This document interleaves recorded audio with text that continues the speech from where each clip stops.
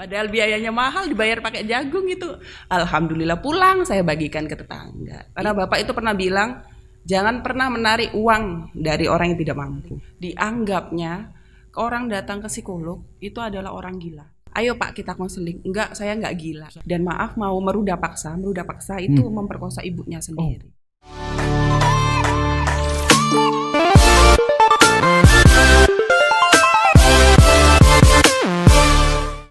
Assalamualaikum warahmatullahi wabarakatuh. Masih di podcast Golkar Sidoarjo TV, Golkar Sidoarjo Level Up. Kali ini saya punya tamu istimewa, orangnya masih muda tapi punya cita-cita yang luar biasa bagi saya.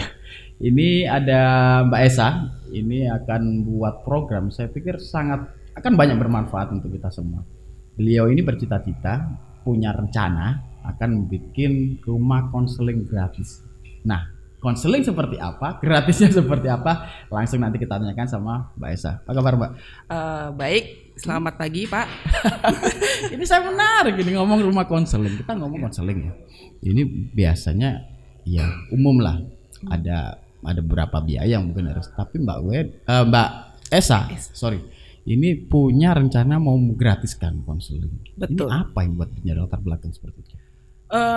Karena kan di Sidoarjo sendiri itu kurang aware masalah kegratisan, ya. Apalagi tentang psikologi. Biaya di konseling sama asesmen dan lain-lain di psikologi itu per jamnya aja 250 per jam. Dihitung per jam. Dihitung per jam ya. Kita. Nah, untuk beberapa kasus seperti kemarin ada kasusnya tanya. Begitu tahu harganya langsung mundur teratur dan kita di ghosting istilahnya. Kita di ghosting dengan biaya segitu. Nggak ada kabar udah.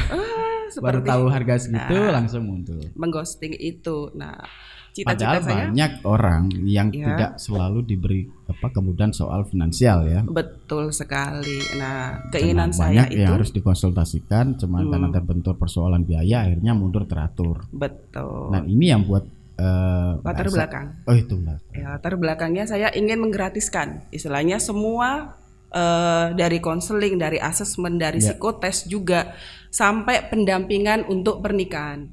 Sebelum nikah kan seharusnya ada pendampingan konseling pernikahan biar nanti tidak cerai kayak gitu. Sebenarnya apa aja sih yang bisa dikonselingkan untuk persoalan-persoalan? Konseling yang pasti itu konseling masalah pribadi. Seperti dia gangguan jiwa atau stres, depresi, atau konseling masalah parenting, keluarga, tidak bisa menghandle anaknya gimana untuk pola asuh. Konseling pernikahan juga sebelum menikah, setelah menikah ada masalah, terus ada juga pasca menikah juga masih ada masalah. Tetap tidak bisa. Namanya juga hidup Pak, kayak gitu. Terus sampai ada yang istilahnya kalau kita masuk ke psikotes minat bakat, terus asesmen anak berkebutuhan khusus itu kan kalau di luar itu sampai 500 sampai 1 juta. Betul-betul mahal. Nah, saya merujuknya ke situ. Kenapa tidak digratiskan untuk istilahnya orang menengah ke bawah?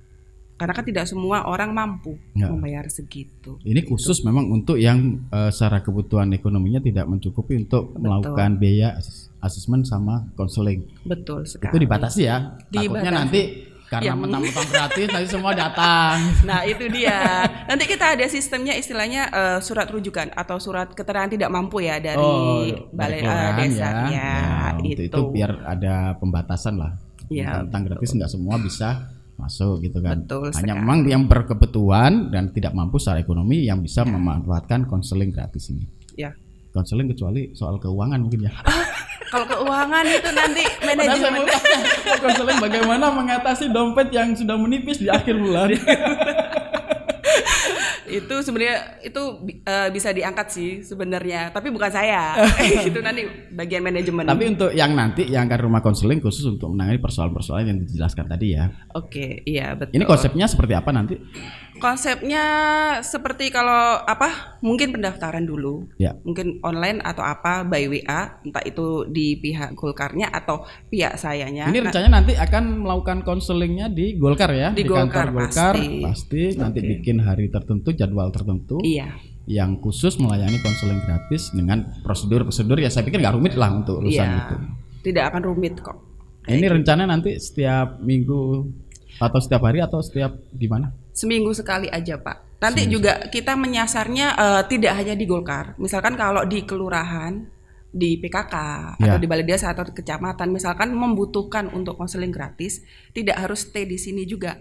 Kita bisa nanti mendatangi ya. Iya. Yang penting nanti mau melakukan konseling gratis untuk biar di masyarakat atau di kelompok-kelompok masyarakat lainnya nanti bisa datang ke Golkar, bikin jadwal nanti Mbak. Betul. Yang akan datang ya. Iya, kita yang akan mendatangi mereka karena kan di desa-desa juga kan kesadarannya untuk kesehatan mental itu kurang sekali, Pak. Iya. Apalagi kan dikiranya ketika ya KDRT yang saya tahu. KDRT kan tidak hanya fisik tapi verbal. Orang kan menormalisasikan nggak apa-apa, jangan cerai. Tapi ketika fisiknya udah terganggu, akhirnya gila.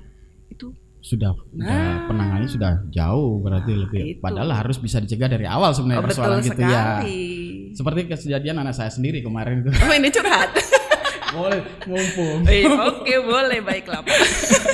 Jadi dia ini pengen sekolah yang berbeda lah dengan sekolah pada umumnya ya. Kan ada proses asesmen juga ternyata seperti itu. Nah dia biar tahu kebutuhan dia secara bakat itu kan larinya kemana. Nah proses asesmen nanti akan menentukan pola pengajaran yang tepat untuk misal gitu. Iya, betul. Itu harus ada di awal. Tapi kan kadang seperti ini kasusnya jenengan punya istilahnya pandangannya ke A, anak ini harus ke A. Padahal dia ke B.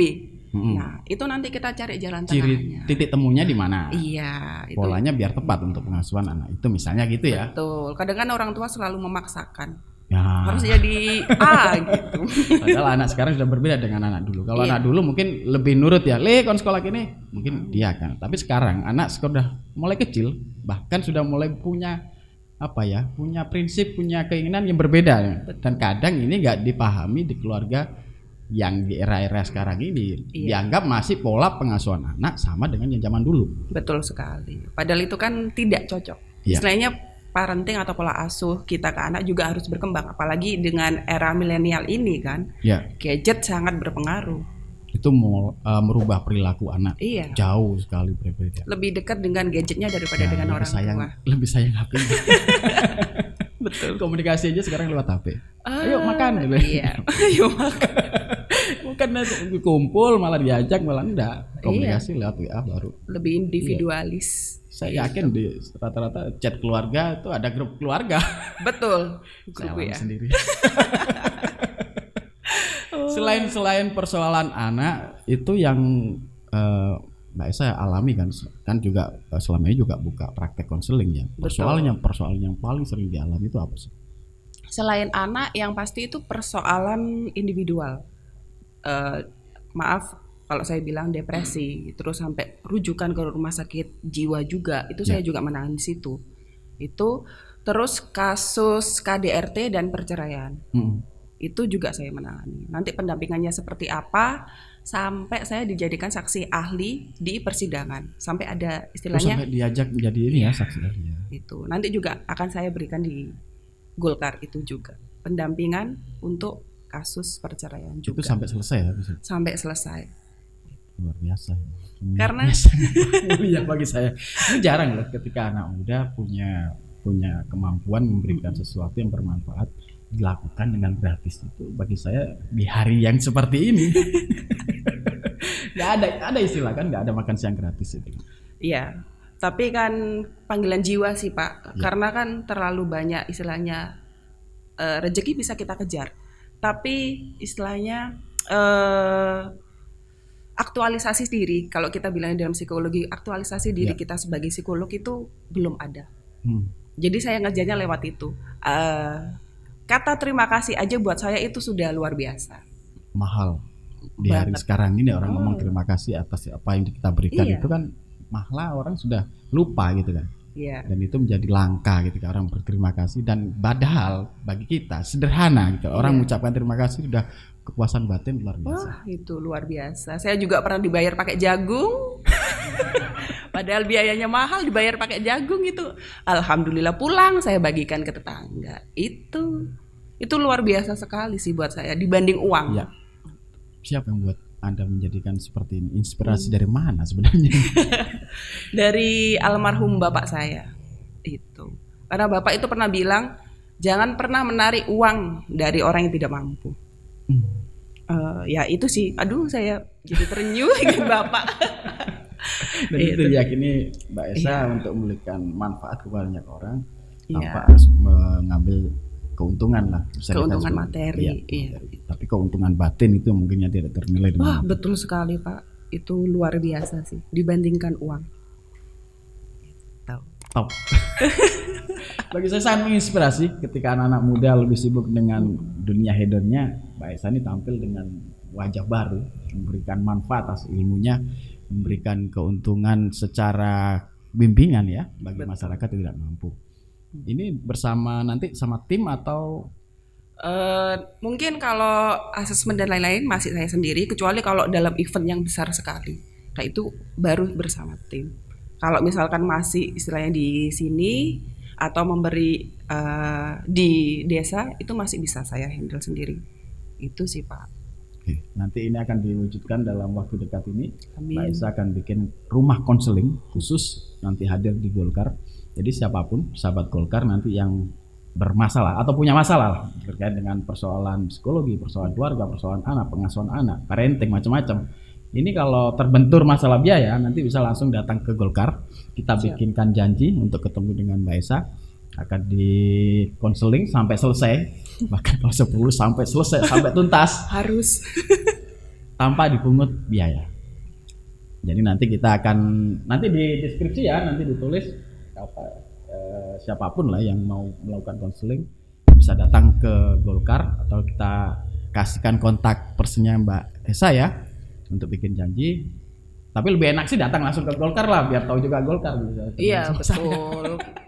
Enak datang ke sini Pak. Iya. Soalnya langsung ada tempatnya, Iya. ada waktunya, Iya. langsung schedule daripada nanti di luar. Waduh, ini bingung di mana. Yang penting bikin janji dulu, nanti kita akan tetapkan hari apa ya spesifik. Mbak Esa ini akan memberikan konseling gratisnya.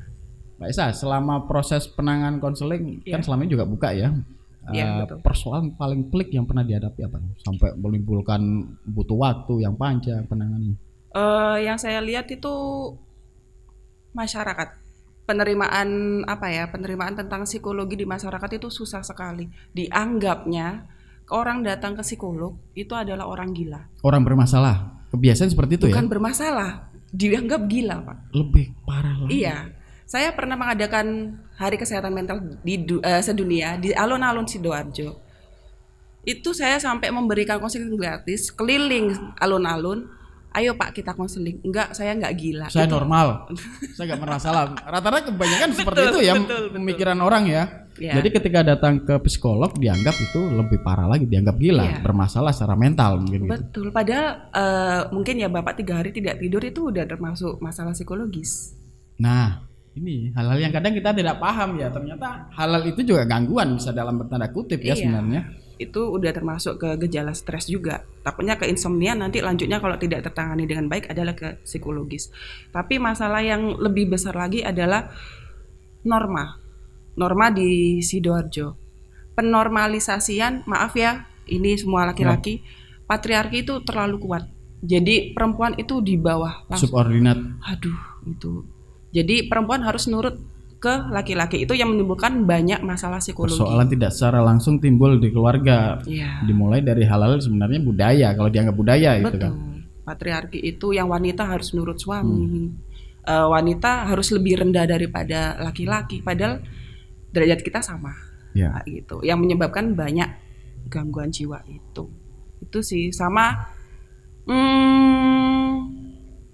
KDRT. Masih sekitaran itu aja Iya, sebenarnya persoalan. KDRT. Dan yang paling banyak adalah kasus yang saya tangani selain istrinya yang di KDRT adalah anak. KDRT terus sama bullying.